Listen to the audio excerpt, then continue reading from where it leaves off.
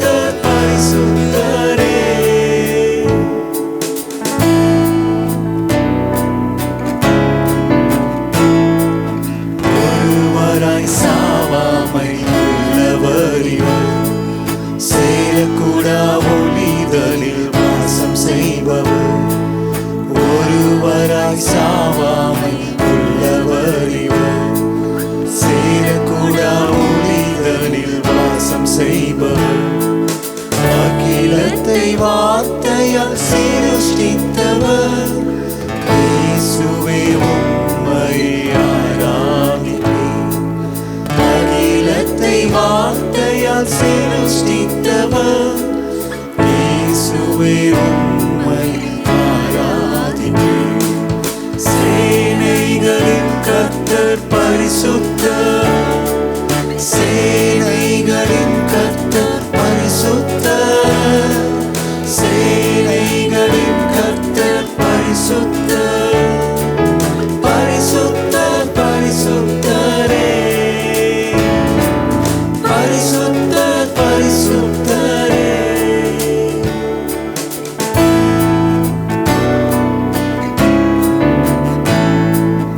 ஆதியும் அந்தமும் ஆனவர் இவர், அல்பாவும் ஈகாவும் ஆனவர் இவர், ஆதியும் அந்தமும் ஆனவர் இவர், அல்பாவும் ஈகாவும் ஆனவர் இவர். இருந்தவரும் இருப்பவரும் சீக்கிரம் வரப்போகும் ராஜா இவர். இருந்தவரும் இருப்பவரும் சீக்கிரம் வரப்போகும் ராஜா இவர். சேனைகளின் கர்த்தர் பரிசுத்தர், சேனைகளின் கர்த்தர் பரிசுத்தர், சேனைகளின் கர்த்தர் பரிசுத்தர், பரிசுத்தர் பரிசுத்தரே, பரிசுத்தர் பரிசுத்தரே.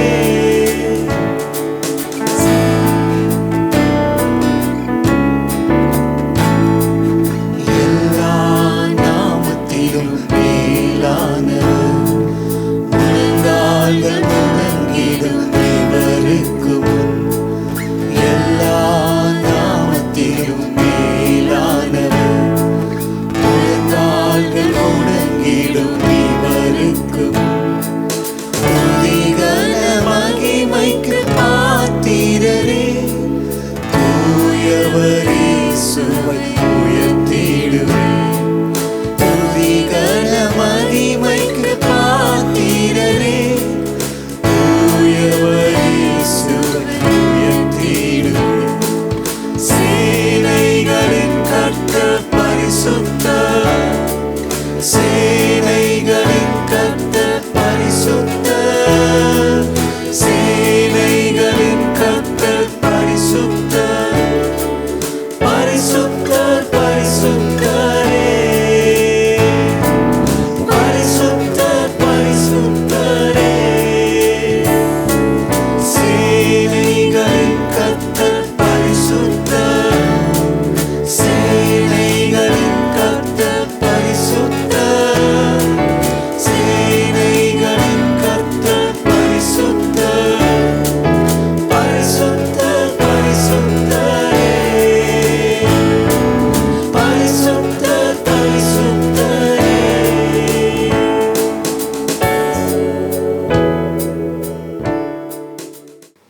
Praise Lord Church.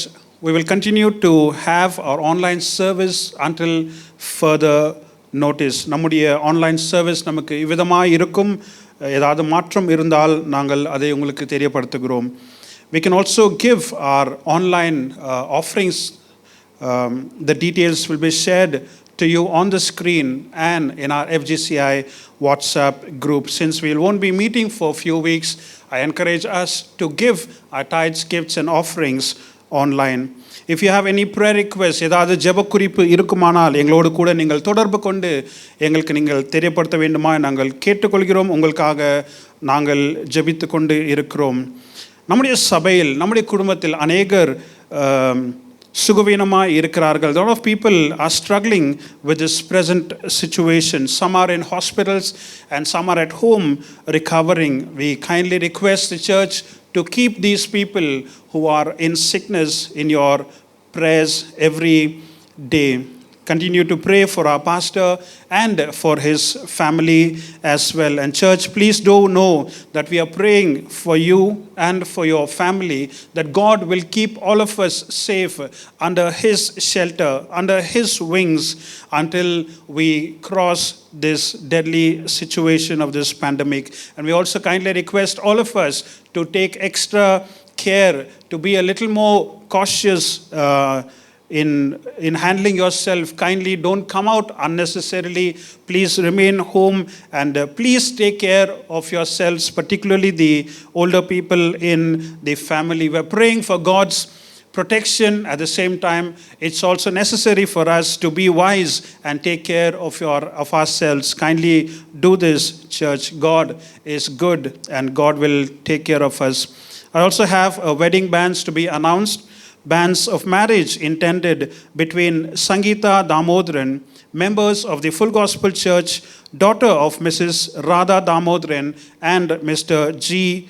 Damodaran, residing at number 10/10 ITC Colony, Jeevanalli, Bangalore 5, with Edwin Inbaraj Devan, members of the St. Peter's Church, Coxtown, son of Mrs. Sylvia Devan and Mr. S. Devan, residing at number 20 Bethel Cottage, Second Cross, Subanapalya, Bangalore 33. If there be any just cause why these two should not be united in holy matrimony, you're kindly requested to give it in writing to the senior pastor of our church. This is the third time of announcing. Kindly uphold these two families in our prayers. Because of this lockdown and the restrictions of the government, we are unaware of how the wedding will take place and in what capacity. Kindly uphold these two families and the individuals in our prayers also. This morning, it's a joy for me to share God's word with us this morning, and I am going to share from the title, "The God Who Meets Me in My Struggle and Works for Me." என்னுடைய துயரத்திலே, என்னுடைய துயரத்தின் நடுவிலே என்னை சந்திக்கிற தேவன், எனக்காக கிரியை செய்கிற தேவன் என்ற அந்த தலைப்பிலே உங்களோடு கூட தேவனுடைய வார்த்தையை பகிர்ந்து கொள்ள விரும்புகிறேன். I know we are living in the most difficult times. We are living in the most painful times. The second wave of this pandemic is unleashing itself in a devastating manner. There are cries of pain, அழுகையின் சத்தம், வேதனையின் சத்தம், மரணத்தின் சத்தம், உதவிக்கென்று கதறுகிற இந்த சத்தம் நம்மை சுத்தி தொனித்து கொண்டே இருக்கிறது. பயம், fear, anger, pain, anxiety and crying and death is seen in all of our surroundings. People are dying. ஜனங்கள் மரித்து கொண்டே இருக்கிறார்கள், சிறுவர்கள் மரித்து கொண்டே இருக்கிறார்கள், வயதானவர்கள் மரித்து கொண்டே இருக்கிறார்கள், விசுவாசிகள் மரித்து கொண்டே இருக்கிறார்கள், அநேக போதகர்மாரும் மரித்து கொண்டே இருக்கிறதை நாம் பார்க்கிறோம். பதில் என்ன என்று தெரியவில்லை. None of us have a clue of what is happening, or we have no answers to the situation that we find ourselves in. But in the midst of this adverse situation, in the மோசமான தீமையான சூழ்நிலையின் நடுவிலே நம்முடைய நம்பிக்கை, நம்முடைய விசுவாசம் கர்த்தர் பேரில் மட்டும்தான் இருக்கிறது. Our hope and our trust, our dependence and our solace is only in God. In the midst of difficulties, we unite our hearts, we unite our spirits towards this great I am, and we plead for his mercy, we plead for his grace, and we plead for his intervention. இந்த இக்கட்டான சூழ்நிலையில், இந்த மோசமான சூழ்நிலையின் மத்தியிலே நம்முடைய இருதயத்தை நாம் இணைத்துக்கொண்டு, நம்முடைய ஆவியை நாம் இணைத்துக்கொண்டு, கிருபை நிறைந்த மனதுருக்கத்தின் தேவனிடத்தில் நாம் மன்றாடி ஜெபிக்க நமக்கு இந்த நேரத்தை பயன்படுத்திக் கொள்ள வேண்டும். வேதம் சொல்லுகிறது, சங்கீதம் 46 சங்கீதம் 1 வசனத்திலே, God is our refuge and our strength, a very present help in times of our trouble. ஆபத்தின் நாட்களில், அனுகூலமான துணையாய் தேவன் இருக்கிறார். அவரே என்னுடைய பெலன், அவரே என்னுடைய கோட்டை, அவரே என்னுடைய நம்பிக்கை. The Lord of hosts is with us. The God of Jacob is our refuge. சேனைகளின் தேவன் நம்மோடு கூட இருக்கிறார். யாக்கோபின் தேவன் நம்முடைய உயர்ந்த அடைக்கலம். இந்த உயர்ந்த அடைக்கலத்துக்குள் நாம் வந்து தேவனுடைய பாதுகாப்பில் இருக்க கர்த்தர் நமக்கு உதவி செய்வாராக. Psalm Chapter 27, verse 5, the psalmist says, "For in the times of trouble he shall hide me in his pavilion. In the secret place of his tabernacle he shall hide me. He shall set me on a high upon a rock." தீங்கு நாளில் அவர் என்னை தம்முடைய கூடாரத்தில் மறைத்து, என்னை தம்முடைய கூடாரத்தின் மறைவில் ஒளித்து வைத்து, என்னை கண்மலையின் மேல் உயர்த்துவார் என்று சங்கீதக்காரன் இவ்விதமாய் பேசுகிறதை நாம் பார்க்கிறோம். The situation has thrown open a lot of things around us. The situation has thrown open these two extremes. People who know and accept God are locking themselves with God. They are crying before the Creator for help. தேவனை அறிந்த ஜனங்கள், கர்த்தருடைய ஜனங்கள், அவர்கள் ஆண்டவருக்கு நேராக அழுது புலம்பி, ஆண்டவரே நீரே எங்களுக்கு சகாயம் செய்ய வேண்டும் என்று ஒரு பக்கத்தில் தேவனை அறிந்த ஜனங்கள் இவ்விதமாய் அழுது கொண்டு இருக்கிறார்கள். On the other side, the people who neglected God, the ones who despised God, they did not even believe or consider believing in this God, have suddenly started to ask, where is this God and why doesn't he intervene and stop this pandemic? I want to talk about the God of the Bible who meets you in your struggle and who wants to work for you. உங்களுடைய துயரத்திலே உங்களை சந்தித்து உங்களுக்காக கிரியை செய்கிற வேதத்தின் தேவனை குறித்து இந்த காலவேளையில் உங்களுக்கு சில காரியங்களை நினைவுக்கு கொண்டு வர விரும்புகிறேன். God works in a visible way for you to see, and sometimes God works in ways that we cannot see. The works and the ways of God are mysterious and magnificent. தேவனுடைய கிரியைகள், தேவனுடைய வார்த்தைகள் அது மர்மமாய் இருந்தாலும் அது பிரமிக்கத்தக்க ஒன்றாய் இருக்கிறது. I want to encourage you to turn towards the God of the Bible who worked in the most adverse situation in the lives and history of the people of God. தேவனுடைய ஜனங்களுடைய வாழ்க்கையில மிகவும் துயரம் நிறைந்த காலகட்டத்தில் இந்த வேதத்தின் தேவன் எப்படியாக இவர்களுடைய வாழ்க்கையில் குறுக்கிட்டு கிரியை செய்தார் என்றதை உங்களுக்கு நான் கொண்டு வர விரும்புகிறேன். The people of Israel, how he formed them, how he delivered them, how he promised them, how he provided for them, and how he protected them, and how he prospered them. Every time the people of Israel, they cried out to God, God comes to their rescue. He delivers them, he protects them, he promises them, he provides for them, and he rescued them. God worked in the history of Israel. God worked throughout the Bible. God worked in the New Testament times. God works in the church age. And friends, let us be reminded that God continues his work in his people, in his kingdom, in his universe to bring about his purposes and his plans in all of our lives. God works is the subject I want to share with us this morning. God works his plans in his time with his methods. தேவன் தன்னுடைய திட்டங்களை தன்னுடைய காலகட்டத்தில் தன்னுடைய முறைப்படி தேவன் தன்னுடைய திட்டங்களை செயல்படுத்துகிறார் என்று நாம் பார்க்கிறோம். God works his plans, he works his purposes, he works his thoughts, he works in his time, his will, his methods and his ways.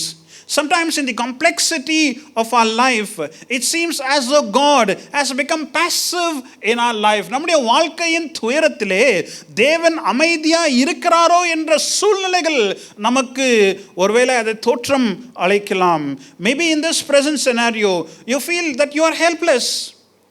You feel panic stricken. and you feel there is a sense of despair and despondency has dawned on you. Fear and uncertainty writ large all over your situations. No matter how worse your situation becomes, have this in your mind. No matter how worse your situation becomes, no matter how far God seems from you in your situation, don't forget that He is not far enough to reach you at the darkest moments of your life. உங்களுடைய சூழ்நிலை, தேவன் ஒருவேளை எங்களை மறந்து விட்டாரோ, தேவன் ஒருவேளை எங்களை புறக்கணித்து விட்டாரோ என்ற அந்த சூழ்நிலை உங்களுக்கு அப்படியாக தோற்றம் அமைத்தாலும், உங்களுடைய இருளான பகுதிகளிலே கர்த்தர் எவ்விதமான இருள், எவ்விதமான கார இருளின் சூழ்நிலைக்குள் நீங்கள் இருந்தாலும் தேவனுடைய அன்பு உங்களை வந்து தொட அது போதுமானதாக இருக்கிறது. The passiveness of God and the silence of God is also sometimes the work of God. There has never been a time, friends, that God has stopped working. ஆண்டவர் தன்னுடைய செயலை நிறுத்திவிட்டார், அவர் கிரியை செய்கிறதை நிறுத்திவிட்டார் என்று ஒரு நாளும் நாம் சொல்லவே முடியாது.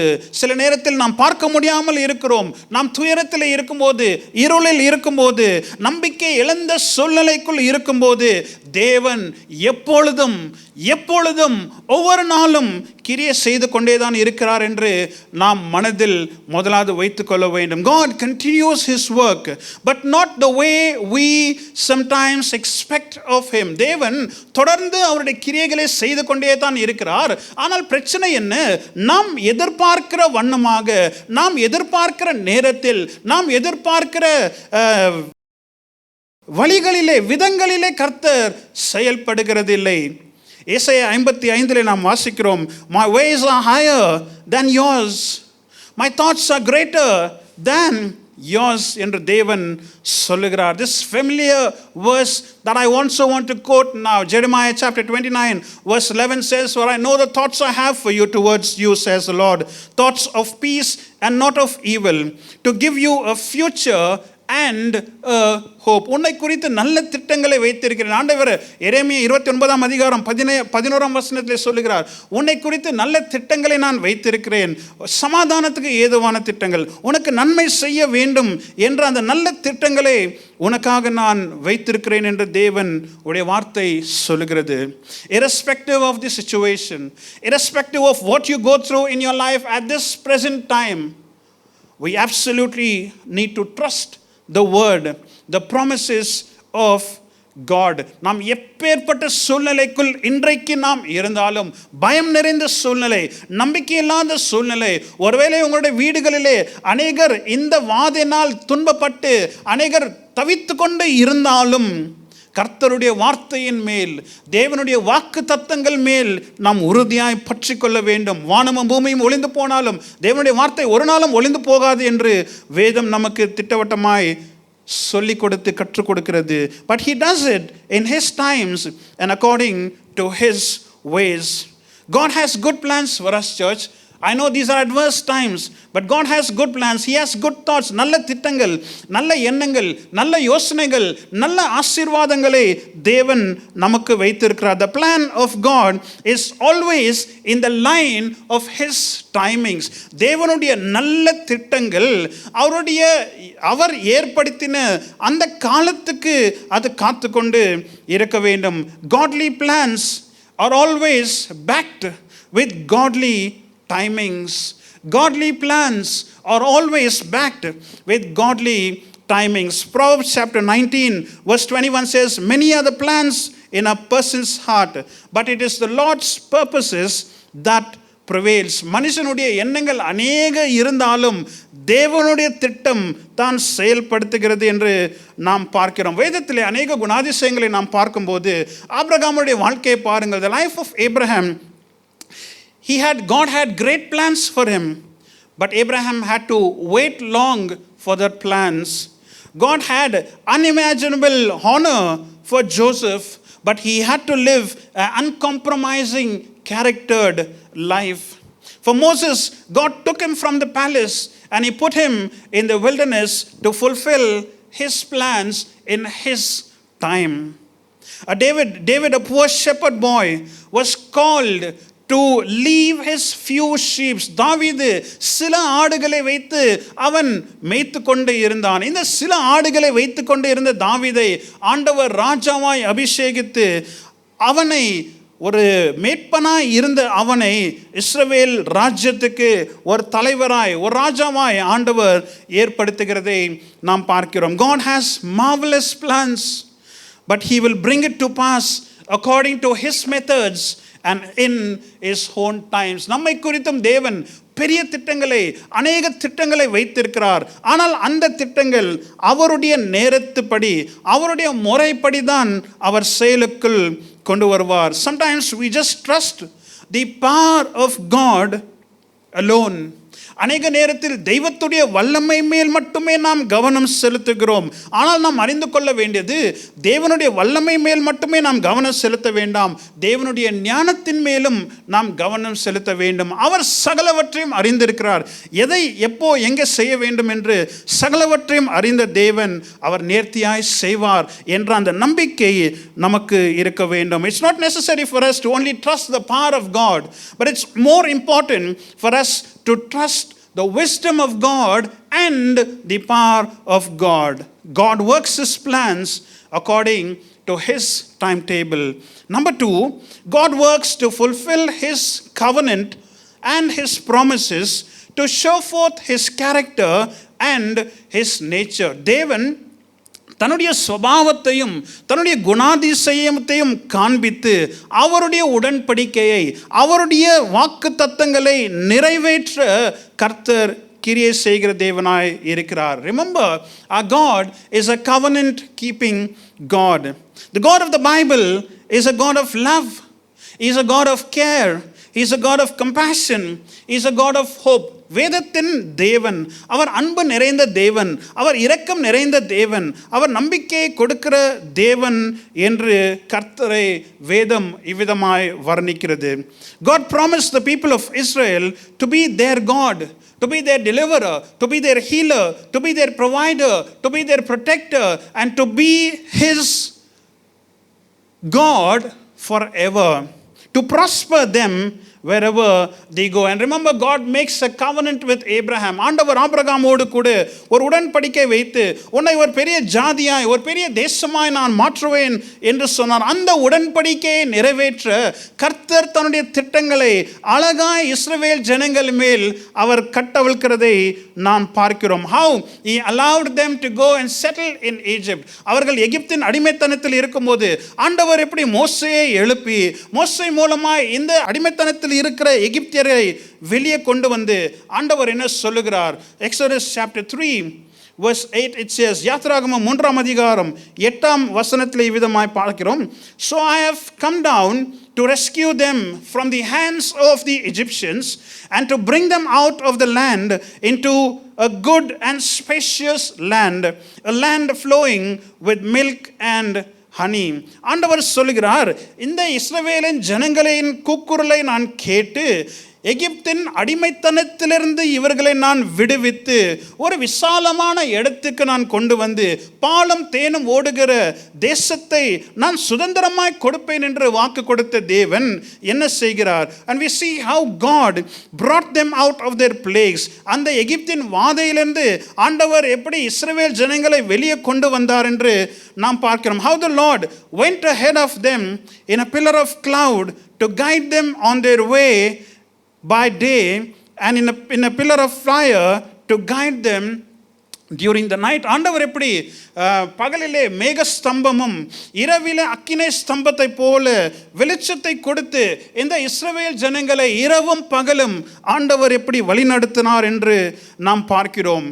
And we also see how he brought them out of the Red Sea. இந்த செங்கடலை விட்டு வெளியே கொண்டு வந்து வனாந்தரத்திலே ஆண்டவர் எவ்விதமா இஸ்ரவேல் ஜனங்களுக்கு போஷித்தார் என்று நாம் பார்க்கிறோம். 40 ஆண்டுகள் no one fell sick.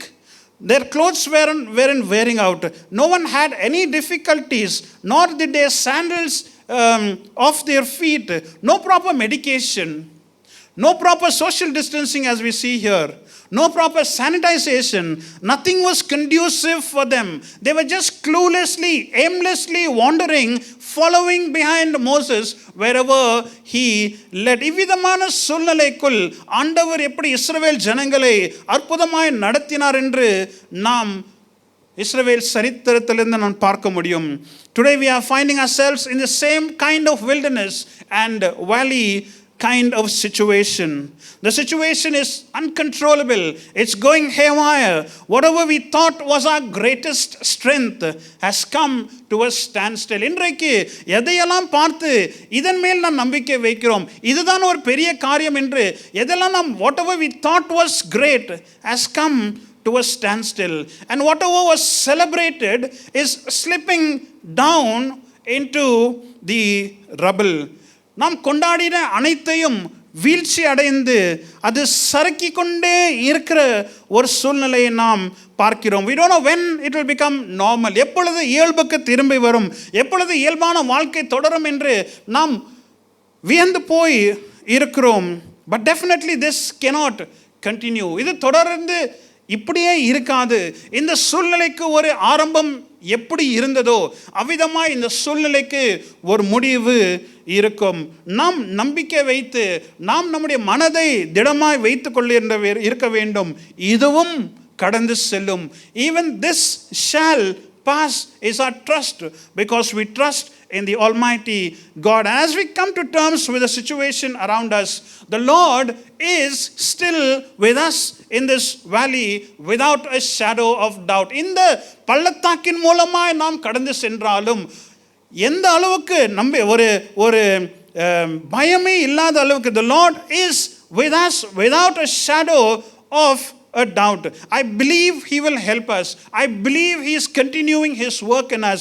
I believe that He will deliver us if we can trust in Him. நாம் தேவன் பேரில் விசுவாசம் வைத்து நம்பிக்கை வைத்து நம்முடைய பாவங்களில் நாம் மனம் திரும்பி நாம் தேவனுக்கு முன்பதாக முழங்கால் படியிட்டு முகக்குப்புறமாய் விழுந்து ஆண்டவரே நீர் மட்டுமே எங்களுக்கு உதவி செய்ய வேண்டும் என்ற அந்த கட்டத்துக்குள் வரும்போது நிச்சயமாக கர்த்தர் நமக்கு உதவி செய்வார் என்ற அந்த நம்பிக்கை எனக்கும் இந்த கால வேளையில் இருக்கிறது. Because He is a promise keeper. Whatever He has made covenant with us, நம்மிடத்தில் ஆண்டவர் அவர் செய்த உடன்படிக்கையை நிறைவேற்றுவார். அவருடைய திட்டங்கள், அவருடைய எண்ணங்கள், அவருடைய தீர்மானங்கள் நம்முடைய வாழ்க்கையில் நிச்சயமாக நிறைவேறும். அது நிறைவேறுகிற காலம் வரைக்கும் ஒன்றுமே நம்மை சேதப்படுத்தாது என்ற அந்த நம்பிக்கை நமக்கு இந்த கால வேளையில் இருக்க வேண்டும். கரங்களை உயர்த்தி ஒரு ஆமென் சொல்லுமா? The abiding presence of God is with us constantly, irrespective of this situation. Yes, He is a way maker. He is a promise keeper. He is the light in my darkest time, and He is my miracle worker. அவர் அற்புதத்தை செய்கிற தேவன், வழி இல்லாத இடத்திலே வழிகளை உண்டாக்குகிற தேவன், என்னுடைய இருளிலே அவர் என்னுடைய வெளிச்சமாய் இருக்கிறார். Rest assured, church, that God is working in our midst even this morning. Do not lose heart. நம்பிக்கை இழக்க வேண்டாம். The church is a beacon of hope for this world. இந்த உலகத்திலே சபைதான் ஒரு நம்பிக்கையின் துருகமாய் இருக்கிறது. இந்த வனாந்திரத்தின் பாதையிலே, இந்த பள்ளத்தாக்கின் நேரத்திலே தேவன் என்னோடு கூட இருக்கிறார். அவர் நிச்சயமாக எங்களை வெளியே கொண்டு வருவார். அவர் எங்களை பாதுகாப்பார். அவருடைய ரத்தம் எங்களை சுற்றி ஒரு கேடகமாய் இருக்கும் என்ற அந்த நம்பிக்கை நமக்கு தொடர்ந்து இருந்து நாம் ஜெபத்தில் தரித்திருக்க வேண்டும். Because God is true to His nature and His character. தன்னுடைய சுபாவத்துக்கு, தன்னுடைய குணாதிசயத்துக்கு தேவன் உண்மை உள்ளவராய் இருப்பார். He will never contradict His nature, and the character of God never changes. தேவனுடைய குணாதிசயம் ஒருபோதும் மாறாது என்ற அந்த உறுதி நமக்கு இருக்க வேண்டும். First I said God works His plans in His times. Secondly, God works to fulfill His covenant, His promises, and to show forth His character and His nature. Thirdly, God works to bring the best out of you. மூன்றாவது, உங்களுக்குள் இருக்கிற சிறப்பை தேவன் வெளியே கொண்டு வர அவர் கிரியை செய்கிற தேவனாய் இருக்கிறார். Remember, God is an expert in bringing the best out of you and bringing the good out of the bad that you and I go through. நாம் கடந்து செல்லுகிற இந்த தீமையான பள்ளத்தாக்கிலே நன்மையை கொண்டு வர, எனக்குள் இருக்கிற சிறப்பு தன்மையை கொண்டு வர தேவன் அவர் சிறப்பு தன்மை உடையவராய் இருக்கிறார். Many times we take life for granted. Many times we take family for granted. We take work for granted. We think a lot of happiness in our life is just a coincidence. It's just an accident. It just comes unplanned. அநேக நேரத்தில் நம்முடைய வாழ்க்கை, நம்முடைய வேலைகள், நம்முடைய சூழ்நிலைகள், நம்முடைய குடும்பம், நாம் அனுபவிக்கிற ஆசீர்வாதங்களும் சந்தோஷமும் அது இயல்பாய் வருகிறது, அதெல்லாம் தற்செயலாய் வந்தது என்று அநேக நேரத்தில் நாம் இவ்விதமாய் யோசித்துக் கொள்கிறோம். But for a child of God, for us who are hid in Christ, ஆனால் கிறிஸ்துவுடைய பிள்ளைகளாய் இருக்கிற நாம், கிறிஸ்துவுக்குள் தரித்து கொண்டு இருக்கிற நாம், we who are clothed in him, we who are under his covering, God knows what is happening, and whatever we are experiencing the good in our life, it is the blessings of God, and whatever evil is awaiting us, it can never happen without the knowledge of God, because he is the all knowing God. நாம் பெற்றிருக்கிற அநேக நன்மையான காரியங்கள் தேவனால் தான் வந்தது. நம்மை சந்திக்க காத்து கொண்டு இருக்கிற இந்த தீமையான சூழ்நிலைகள், தீமையான நிலைமைகள் தேவனுடைய ஞானம் இல்லாமல் நம்மை அது தொடவே தொடாது. ஆண்டவர் சொல்லுகிறார், உன்னை தொடுகிறவன் என் கண்ணின் மணியை தொடுகிறான். He who touches you touches the apple of my eyes. In the midst of the situation that we go through, in the midst of this lockdown, may we take some time to lock ourselves with God. May we desire God a little more. May we distance ourselves from the things that brings displeasure to God, and may we delight ourselves in God. தேவனை பிரியமில்லாத காரியத்திலிருந்து நாம் நம்மை சற்று விலகி தேவனை பிரியப்படுத்துகிற காரியத்தின் மேல் நம்முடைய கவனத்தை செலுத்தி, may we delight in God. May we do some soul searching in your own spiritual life and in your own relationship with God. May we take some time to bathe ourselves with the pure word of God and pray like never before. Cry and fast and pray like never before, because the situation that we find ourselves is never before we have faced in our lives. May you come out better in these times. May you come out stronger in these times. May you come out a little more determined and a little more passionate for God. May God allow us to go through that process where he breaks us, where he shapes us, where he molds us, that we will be diligent for God in these last days and be passionate for God in our faith, in our works, and in our commitments to God. Allow God to bring the best out of you in this most difficult times. At the same time, we need to also have this in mind, that God is not responsible for everything that is happening in our life. நம்முடைய வாழ்க்கையில நடந்து கொண்டு இருக்கிற சகல விதமான காரியத்துக்கு தேவன் பொறுப்பு அல்ல என்ற அந்த காரியத்தை நம்முடைய மனதிலே ஆழமாய் நாம் வைத்துக் கொள்ள வேண்டும். God doesn't micromanage the affairs of our lives. God doesn't cause everything to happen, but he doesn't stop it either at times. God doesn't have to plan trouble and problem in our life. நம்முடைய வாழ்க்கையில தேவன் தீமையை வர வேண்டும் என்று திட்டம் போட்டு செயல்படுத்த வேண்டிய அவசியமே இல்லை. We ourselves are experts in bringing and designing problems for our own self because of our choices and for our actions. தேவன் நம்முடைய வாழ்க்கையிலே தீமையை திட்டம் போட்டு செயல்படுத்த வேண்டிய அவசியமே இல்லை. நம்முடைய சொந்த தீர்மானங்கள் நிமித்தமாய், நம்முடைய வார்த்தைகள் நிமித்தமாய், நம்முடைய செயல்கள் நிமித்தமாய் நாமே தீமைகளை நம்முடைய வாழ்க்கையிலே போதுமான அளவுக்கு கொண்டு வர நம்முடைய சிந்தனைகள், நம்முடைய காரியங்கள் அதுக்கு ஏதுவாக இருக்கிறது. The things that you wish must be removed in your life are often the things that God is using to shape you and make you the person of character and faith and strengthen you the way he wants you to be. அநேக நேரத்தில் சில காரியங்களை நம்முடைய வாழ்க்கையை விட்டு தேவன் எடுத்து போட வேண்டும் என்று நாம் தீவிரமாய் ஜெபிக்கிறது உண்டு. ஆனால் சில நேரங்களிலே நாம் எதை தேவன் எடுத்து போட வேண்டும் என்று நாம் தீவிரமாய் ஜெபிக்கிறோமோ அந்த சவால்களை வைத்து தேவன் நம்முடைய குணாதிசயத்தை, நம்முடைய தன்மையை, நம்முடைய சுபாவத்தை அவர் விசுவாசத்திலே அதை அவர் வல்லமையாக்கி நம்மை இன்னும் சிறப்பான ஒரு மனிதனாக, சிறப்பான ஒரு மனுஷியாய் தேவன் கொண்டு வருகிறதை நாம் பார்க்கிறோம். He wants to probably use your difficulty. Probably he wants to use your test, your pain, your difficult situation to bring the best out of you, to make you the person of a champion of faith that he wants you to be, so that in the difficult times that you find yourselves in, you will have your character and your faith tested in those difficulties. God is in control and he is working in the midst of the difficulties, in the midst of the challenges that we find ourselves in. God is working to bring the best out of you. Number 4, God works having the bigger picture in our mind. நான்காவது, தேவன் ஒரு பெரிய படத்தை நோக்கமாய் வைத்து நம்முடைய வாழ்க்கையில கிரியை செய்கிறதை நாம் பார்க்கிறோம். God wants to refine us. God wants to build us. God wants to toughen us.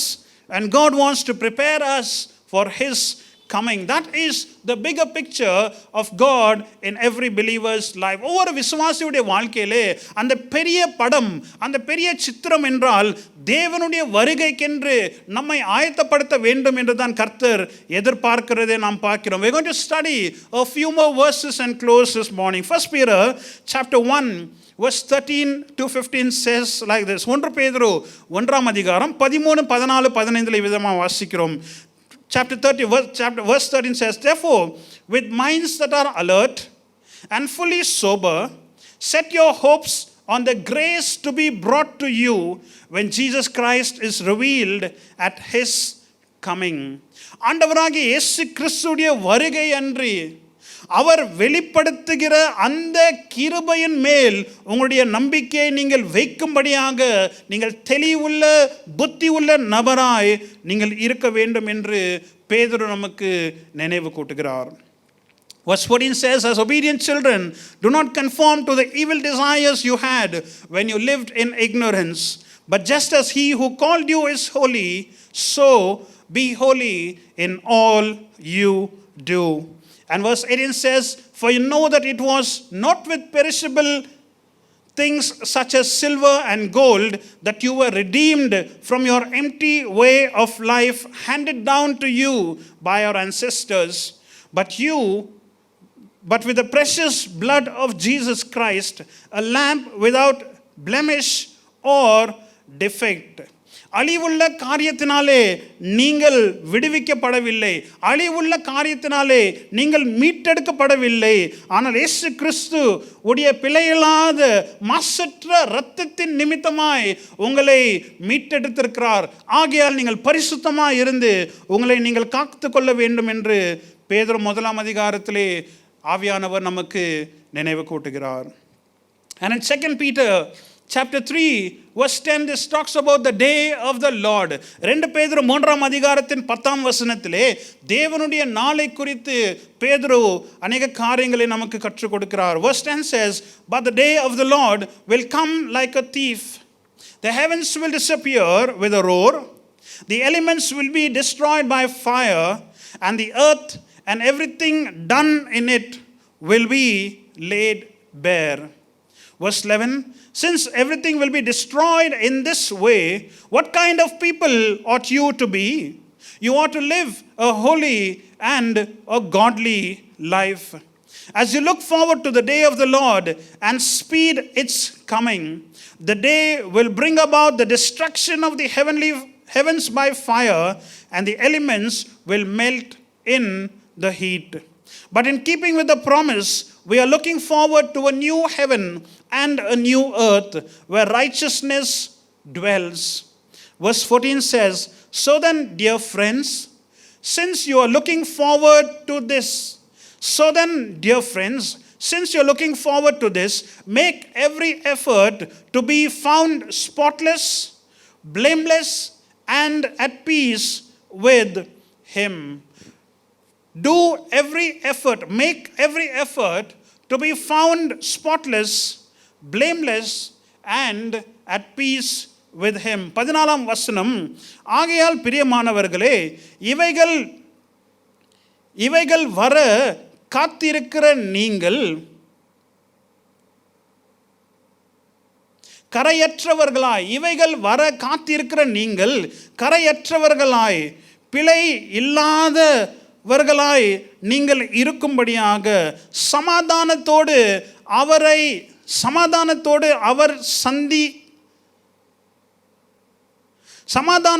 அவர் சந்ததியில் காணப்படும்படியாக நீங்கள் ஜாக்கிரதையாய் இருங்கள் என்று பேதுரு நமக்கு சொல்லுகிறார். ஆகையால் பிரியமானவர்களே, இவைகள் வர காத்திருக்கிற நீங்கள், எவைகள் தேவனுடைய நாள் வர காத்திருக்கிற நீங்கள் கரையற்றவர்களாய், பிழை இல்லாதவர்களாய் நீங்கள் இருக்கும்படியாக அவருடைய சமூகத்தில் அவரை நீங்கள் சந்திக்க நீங்கள் காணும்படியாய் ஜாக்கிரதையோடு கூட நீங்கள் இருங்கள் என்று நமக்கு எச்சரிக்கை கொடுக்கிறார். Make every effort to be found spotless, make every effort to be blameless, and make every effort to be at peace with him. I believe this is the bigger picture that God is intending for us as his believer. அவருடைய விசுவாசமாய் இருக்கிற நாம் இதை தான் நம்மிடத்தில் தேவன் இந்த கடைசி நாட்களிலே எதிர்பார்க்கிறார் என்று நான் உறுதியாய் சொல்ல முடியும். We prepare ourselves for this end time.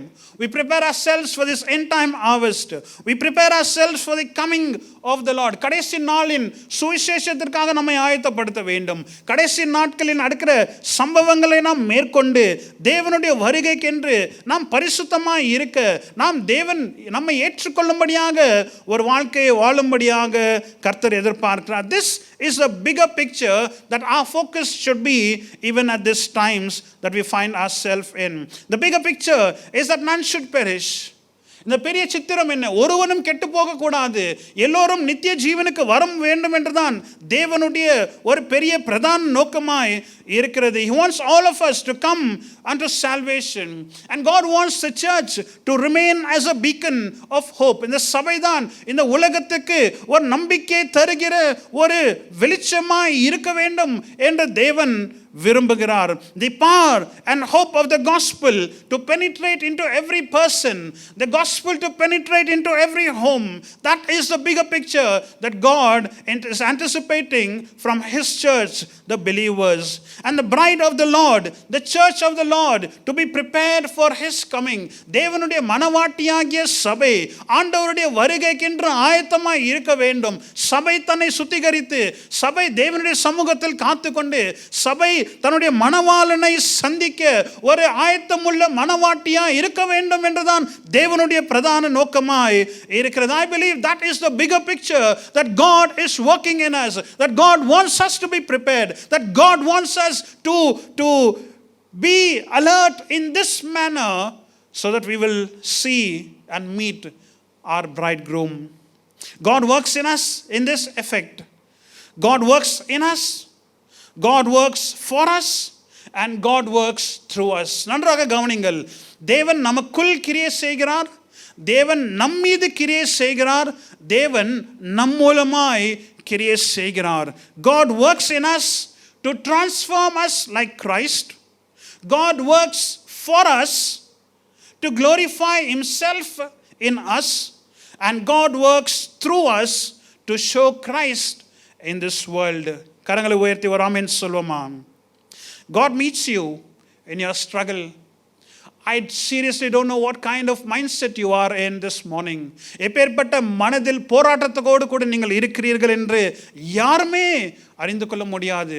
ஆனால் சகலவற்றையும் அறிந்த தேவன் உங்களுடைய போராட்டத்திலே, உங்களுடைய போராட்டத்தின் நடுவிலே உங்களை சந்தித்து உங்களுக்காக கிரியை செய்கிற தேவன் நம் நடுவில் இருக்கிறார். God is in control. God reigns supreme. Maybe you're going through the wilderness situation. Maybe you're going through the valley of death or the valley of the fear of death. Maybe you're going through a lot of anxieties your mind and you're clueless about what's going to happen. You're clueless about the news that you hear. You have no clue of what is going to happen tomorrow. நாளைக்கு எவ்விதமாய் இருக்கும் என்ற அந்த குழப்பம் இருக்கலாம்.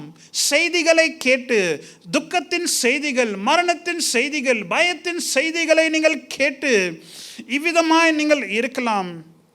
But God, ஆனால் தேவன் சகலவற்றையும் அறிந்த தேவன், உங்களுடைய சூழ்நிலையை அறிந்த தேவன், உங்களுக்கு அவர் மட்டுமே உதவி செய்கிற ஒருவன் உங்களுக்குள் இருக்கிறார் என்பதை நீங்கள் அறிந்து கொள்ள வேண்டும்.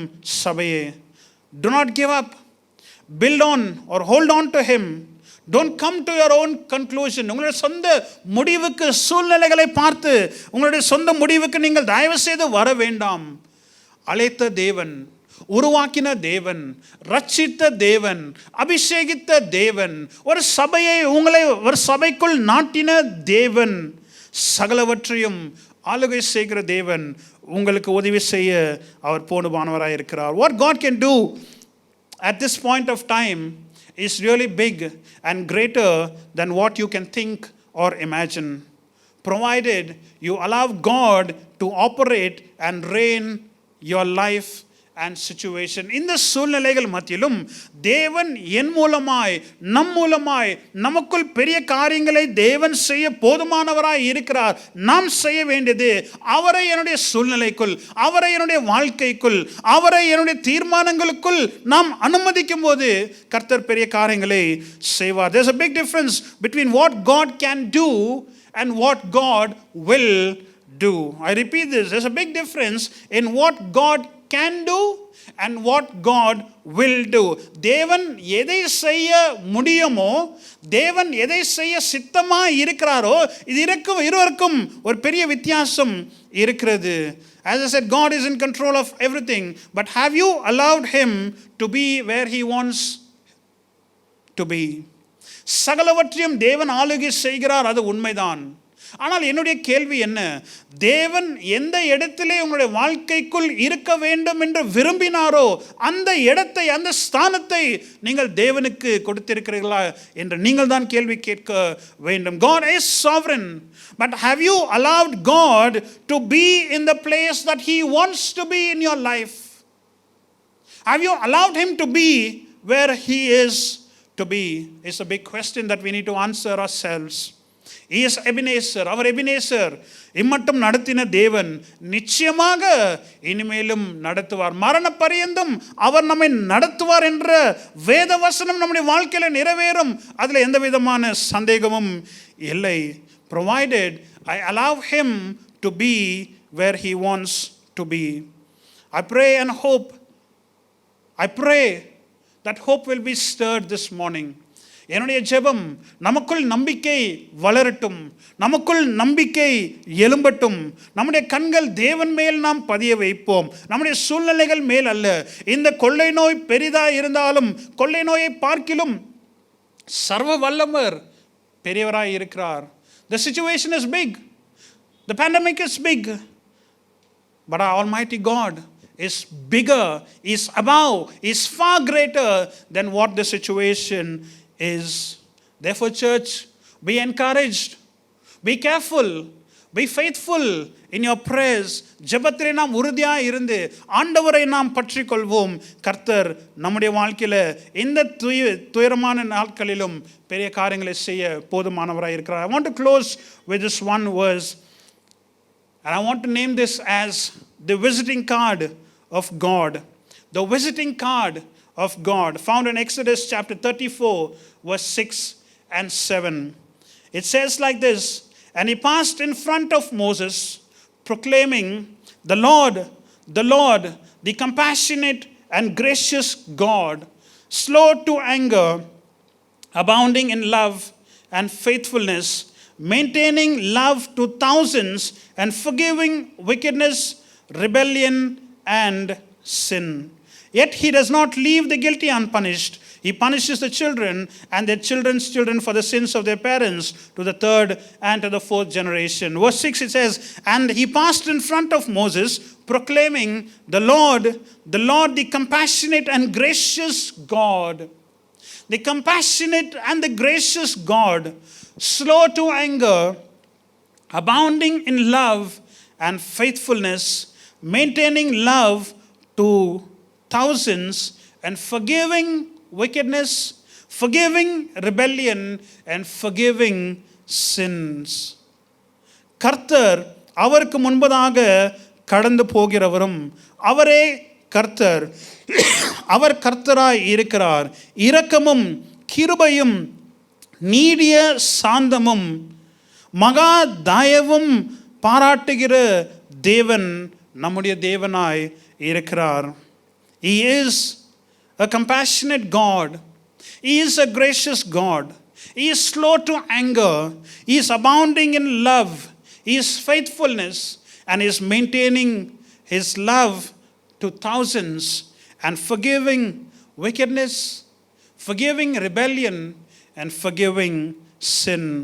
This, I believe, is a visiting card of God, meaning this is the nature and the character of God. May we come before this God this morning. இந்த தேவனுக்கு முன்பதாக நாம் இந்த காலை வேளையில் வந்து, ஆண்டவரே நீர் மனுதிரகத்தின் தேவன் நீர், இரக்கமுள்ள தேவன் நீர், கிருபை நிறைந்த தேவன் நீர், நீடிய சாந்தமுள்ள தேவன் நீர், மகா தயவுள்ள தேவன் நீர், சத்தியமுள்ள தேவன் நீர். உமக்கு முன்பதாக நாங்கள் முழங்கால் படியிட்டு எங்களுடைய சூழ்நிலை, எங்களுடைய வாழ்க்கை, எங்களுடைய பட்டணம், எங்களுடைய தேசம், எங்களுடைய உலகத்தை உம்முடைய சமூகத்தில் நாங்கள் ஒப்பு கொடுத்து உம்முடைய இரக்கத்தை நாங்கள் மன்றாடுகிறோம் என்று இருக்கிற இடத்திலே கண்களை மூடி நாம் ஜெபிப்போமா. wherever you are, in quietness and trust, would you lift up your eyes before God?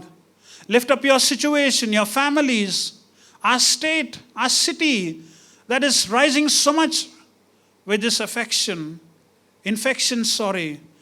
May God be gracious and merciful to us. Let us pray. Heavenly Father, we come before you just as we are.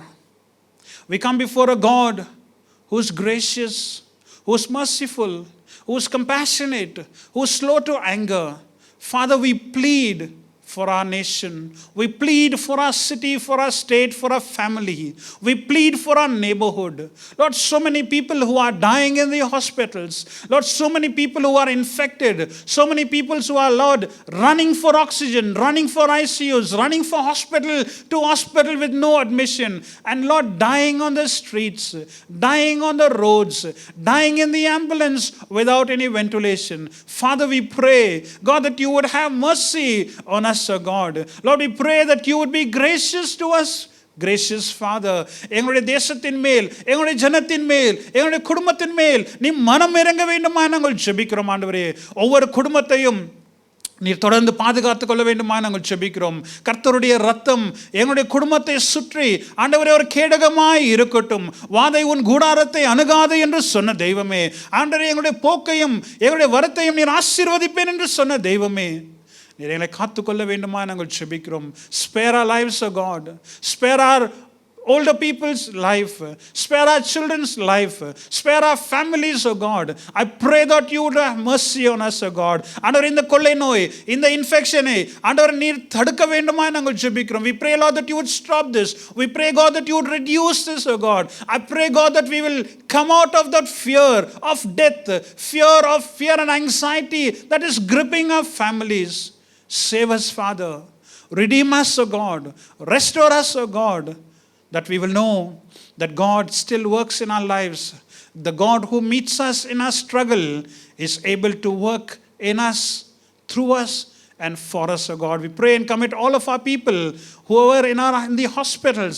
I pray, God, that your healing virtue will touch them, O God. People who are quarantining in their homes, people who are recovering from this pandemic, I pray, God, that the Spirit of God will touch them. The Spirit of God will revive them in the name of Jesus, O God. We pray, God, that you would touch our families. Pray that you would protect our pastor and his family and all of our believers, O God, that we will be protected under the wings of the Almighty. Bless us, Father. In Jesus' name I pray. Amen. Amen. And now may the grace of our Lord Jesus Christ, the love of God the Father, and the sweet abiding presence of the Holy Spirit rest and protect us now and forevermore. Amen. Amen. God bless you, church. Be safe wherever you are, and rest assured that we are praying for you. If you have any prayer requests, please do let us know, that we will pray for you. Continue to pray and hold each other in your prayers, and be safe. God bless you. Amen.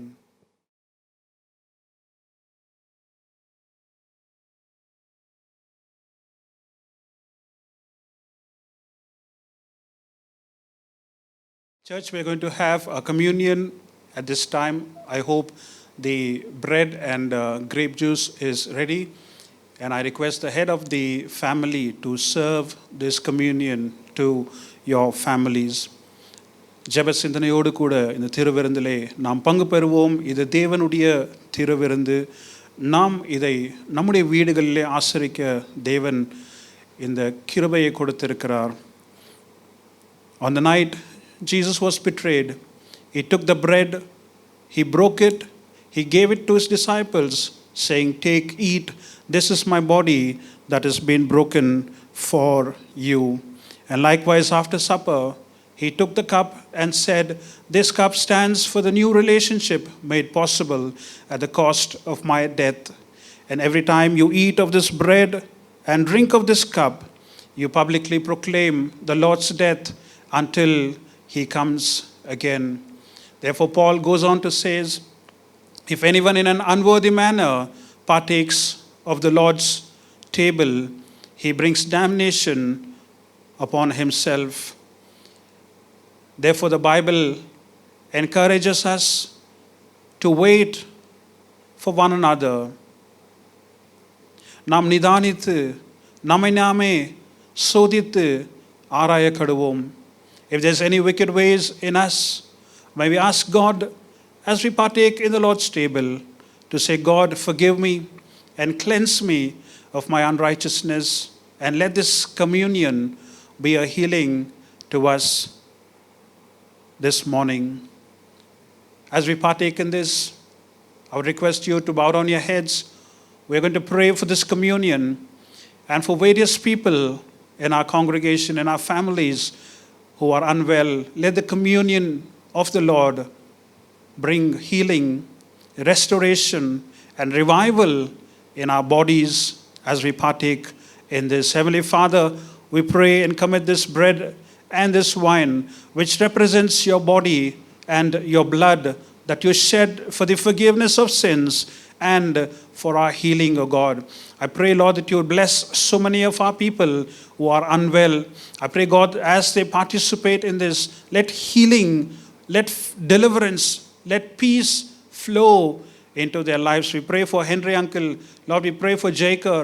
We pray for Sophia. I pray, God, that your healing hand will come upon them even as they are recovering from this sickness, O God. Father, we pray for Jennifer Jayanti's mother, her aunt, her sister. Lord, we pray for Dr. Radhamani and the family. We pray for Raman and his family who are going through this difficulty. Lord, we pray for several of our other people who are sick. We pray for Jairaj Uncle and the entire family. I pray, Lord, that your healing virtue will flow even as we partake in this communion. Lord, I pray that we will receive that divine healing, the restoration that God promises, and the peace that comes because of the cross of Calvary. I pray, God, that every other people who are sick in their bodies and weak in their bodies will receive your healing as we participate in this, O God. In Jesus' name I pray. Amen. The bread that we hold in our hands represents the broken body of our Lord Jesus Christ. என்னை நினைவு கூறும்படி இதை செய்யுங்கள் என்று சொன்ன தேவனை நாம் நினைவு கூர்ந்து இந்த அப்பத்தை நாம் ஒன்றாய் சேர்ந்து புசிப்போம்.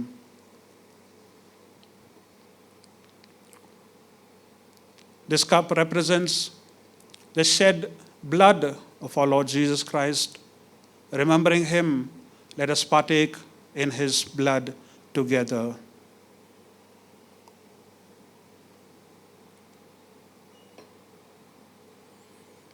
Father, I pray that this communion will be a blessing to every partaker in our homes. We thank you, O God. In Jesus' name I pray. Amen.